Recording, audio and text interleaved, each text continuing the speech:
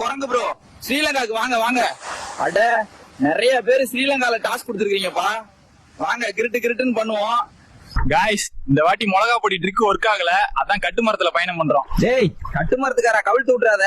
அதான் 10 வருஷம் விட்டுட்டியே, இனிமேல் என்ன இருக்கு? காய்ஸ், ஸ்ரீலங்கா வந்தாச்சு.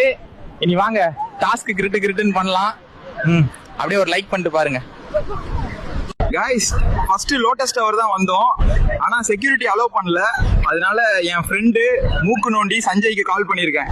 காய்ஸ், இவன் தான் அந்த மூக்கு நோண்டி சஞ்சய். நல்லவன் தான். என்ன திடீர்னு முதுகுல குத்திடுவான். இவன் தான் வலை போட்டு கூட்டு வந்தான் லோட்டஸ் டவருக்கு.